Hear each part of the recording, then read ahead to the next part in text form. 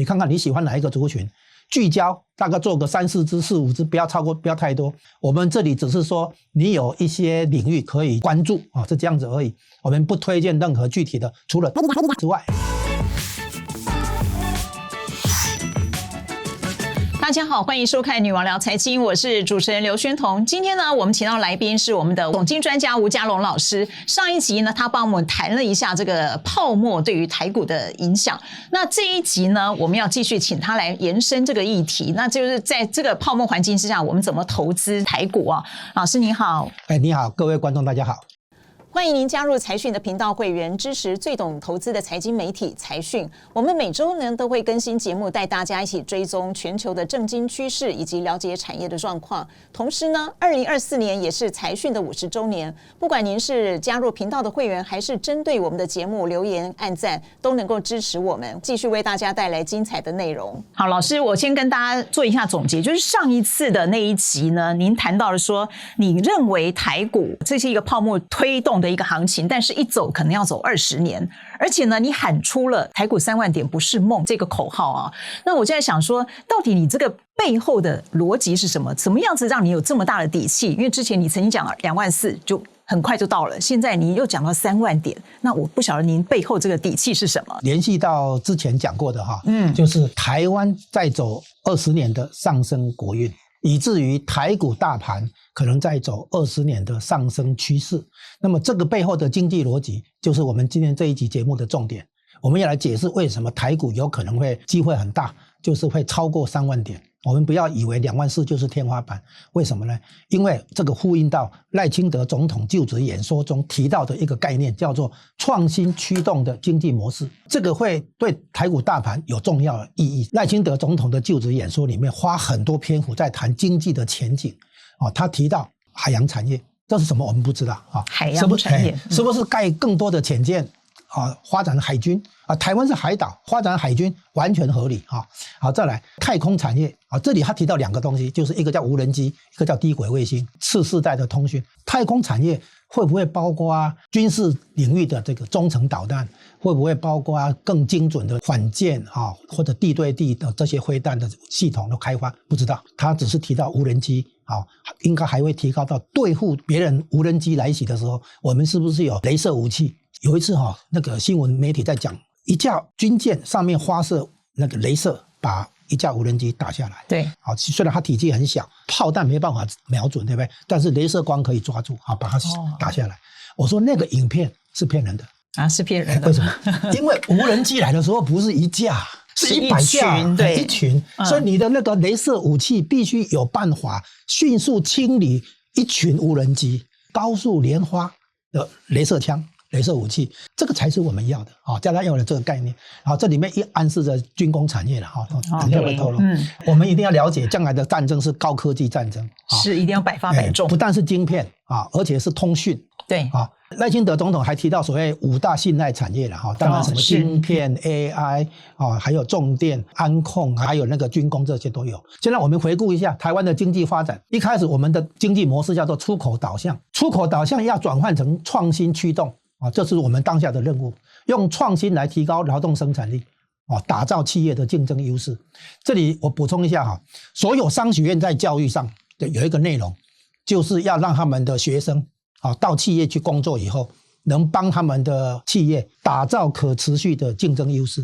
但是我现在要说错了，因为没有这种东西，所有优势在市场竞争下都不可持续。有没有道理？为什么？因为有更多的创新出来。对，有没有创新？这一代创新把上一代创新取代了你的创新带来的竞争优势在市场公开以后，别人会来模仿，别人会来山寨，甚至于别人用更大的创新把你绕过去。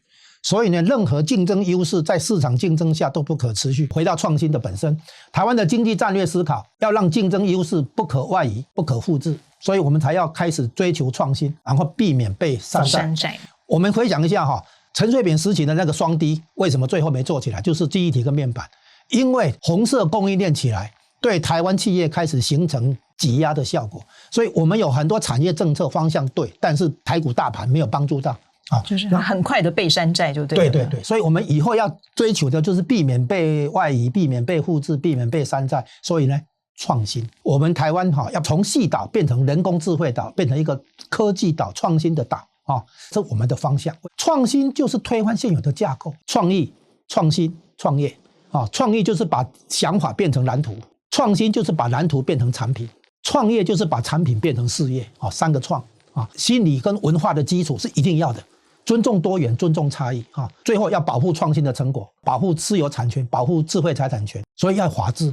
所以价值观里面讲的民主、自由、法治、人权，你没有法治的话，财产都随时都被你那个国有化，那谈什么创新所以这些都是很基本。台湾身在其中觉得很正常，但是你要知道，你如果在别的地方的话，你可能会发现这些都很不容易耶。是这样来。所以老师，你的意思就是说，这个地方其实大家要互相深思，就是我们台股真的是很有机会。那这个上涨的过程中，你要让有创意的人去发挥，我们要去支持这个整个环境能够塑造，让这些创意的人能够发挥。这是老师讲的东西，也许大家会觉得听起来好像就是那样，可是事实上它是很值得大家深思的。你会发现，你到底做不做得到？这个社会是要大家合作的。好，各位投资人，如果你节目看到这里，我再跟你讲白一点。我们刚才提到创新，创新的背后要有民营企业家、网罗人才，然后这些人才要有自由要能够那个表达创意对，要能够挑战既有的架构。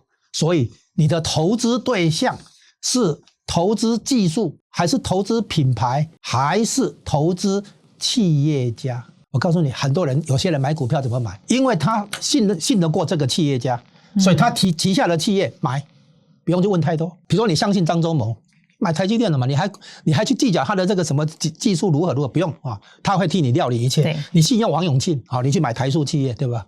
类似的概念。好，现在我们来看台湾最近有所谓5大产业，第一个毫无疑问晶片的毫无疑问就台积电是首选，是那通常台积电是这样，它的海外投资设厂还没有完全投产，所以呢，这些海外投资设厂，美国那边这个好像希望他设6个厂，可是台积电大概只承诺3个，听说然后呢，日本那边大概也会有5个厂，德国的德勒斯登那边到底几个厂，现在还在谈那总而言之，台积电的海外设厂，当然还有国内的设厂，全部完工投入生产量产以后，还会对台积电的营收获利带来刺激。那一部分还没有反应你现在看出来站上1000块，对不对？那是以目前看得到的国内的、国外的产能开出来以后，对台积电的那个获利的贡献，还有后面还有，胆子很大了我们补一句给你参考。任何时候、任何价位，你如果买上台积电的话，会让你有机会赚到钱。哪怕前一波你买到688的很可能后来不是摔下来了吗？跌破600，跌破500，你现在还不是赚到钱？我告诉你，我有一个朋友，他在疫情期间，我建议他买的，他真的去买，他的平均成本265块。所以现在赚了4倍。然后我涨到600多的时候，我说你卖不卖？他说他不卖。我怎么不卖？他说他手上的台积电有的是69块的时候买的，报到现在。然后呢，光是配股配息早就已经还本了。对，手上的台积电都是赚的，都是赚的，给他来了这样子。所以呢，你可以做长期投资。再来人工智慧这个毫无疑问，人工智慧里面有族群太多，你自己看着办精挑细选都可以再来，晶片跟人工智慧都会大量使用电力。所以接下来的那个有关重型电器设备，简称重电会支撑一段很长的时间，包括美国那边基础建设投资也需要用电，于是来台湾下订单，那去做什么电线的、电缆的、发电机、电什么，现在热门起来，因为电力的需求太多再来军事工业，因为地缘政治风险，加上川普当选要盟友互惠，所谓保护费其实是保险费他说你买保单嘛我们出国旅游都会买旅游保险，对不对？是。那我们买一点保险有什么了不起？军事工业将来会有很长的上升周期，会有很长的机会持续不断的看到订单进来。最后的话散热，因为这些东西全部都会有散热问题。对。所以这5个族群晶片、AI、重电、军工还有散热，如果投资人想做功课的话你看看你喜欢哪一个族群，聚焦大概做个3、4支、4、5支，不要超过，不要太多。然后呢，你做你的功课。我们这里只是说你有一些领域可以关注是这样子而已。我们不推荐任何具体的，除了台积电之外我们没有推荐任何具体的然后我们谈的是大盘，谈的是经济趋势驱动力量是这样。好，那么接下来呢，我们会看到无人机啦、低轨卫星啦、核融合一些新兴技术啦然后透过这些产业的供应链的建立，台湾经济跟台股大盘有成长空间有可能会走所谓的长期上升趋势。然后护国神山群还不是只有晶片，也不是只有 AI， 还会有第3座所以不会只有台积电这个半导体产业而已，有很多的创新的力量在驱动台湾经济，然后有很多的新兴产业会推动台股大盘，然后呢走的是一个叫做长期上升趋势。对有些人来讲2年就算长期了那我们这里讲的是20年，我们这里讲的是说，如果台股能够复制香港恒生指数跟日经225指数，从不到1万点8、9千点到一路走高到38000，是因为他们有一个20年的那种上升周期。香港搭上的是中国的所谓大国崛起的顺风车，日本的话是搭上当年制造业出口导向这样的一个顺风车。这个结构性因素一来，让它20年的上升。所以台股现在我们用这一集来解释的，就是说这些创新的经济模式有可能会支撑台股跟台湾经济走一个长期上升趋势，这一走说不定就是20年或者更长。这样的概念你要问5年后10年后台股没有3万点你要这样想。老师已经跟大家讲了就是说我们自己可以看你自己的觉得舒适的方式，或者你偏好你比较擅长的领域，你去看这些创新驱动的产业，包括晶片、人工智慧、重电、军事工业，还有散热，